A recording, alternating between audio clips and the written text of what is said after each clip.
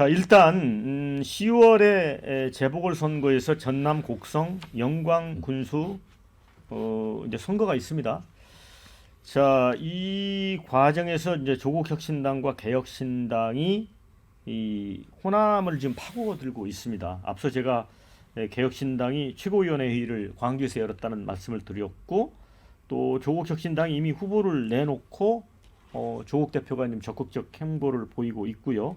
그런데 지금 민주당 최고위원 구성을 보더라도 뭐 서울 출신의 김민석 수석 최고부터 또 이 김병주, 이현주, 한준호, 전현희 전부 이제 수도권입니다. 또 출신지를 보더라도 김민석, 전현희, 김병주, 이현주 네 분은 또 다 영남 출신이고, 물론 이제 한준호 최고위원이 전북 전주 출신이지만 고교 이후에 수도권에서 생활해서 연결고리가 이렇게 뭐 지역구도 아니고 강하지가 않습니다.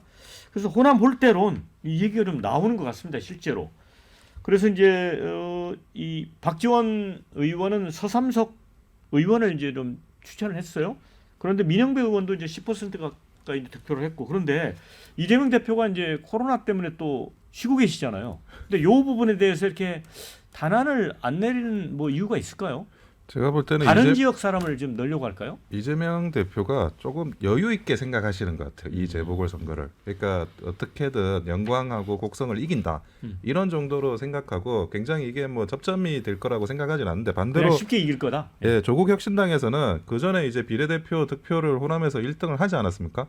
그 호남에서 득표한 그 득표의 내용을 이번 그 재보궐선거 10월 재보궐선거에서 재현만 할 수 있다면, 그 사이에 지방선거까지는 제대로 된 선거가 없으니까 그 정치 지형을 지방선거까지 쭉 끌고 갈 수 있어요. 그래서 조국혁신당이 모든 걸 사활을 걸고 지금 그 선거에 올인하고 있지 않나라는 생각이 드는데, 여기서 제일 중요한 거는 영광 군수 선거입니다.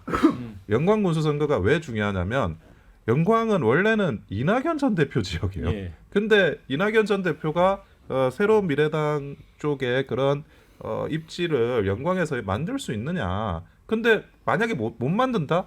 그러면 사실상 이낙연 전 대표는 정계 은퇴입니다.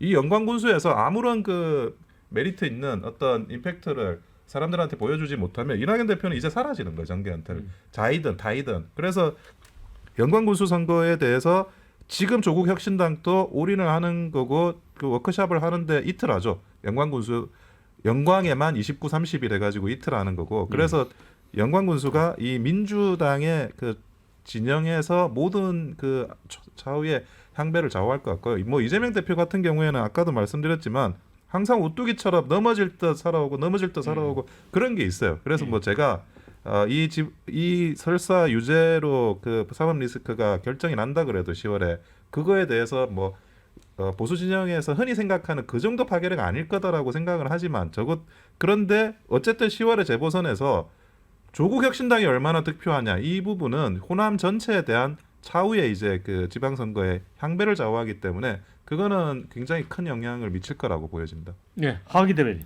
제가 이해하는 호남 홀대로는, 여기가 광주 방송이니까 네. 민주당이나 혹은 진보 정당에서 호남 사람들은 정치적 선택권도 없는 유권자 취급하는 것을 호남 홀대론이라고 하는 걸로 알고 있어요. 네. 그러니까 네.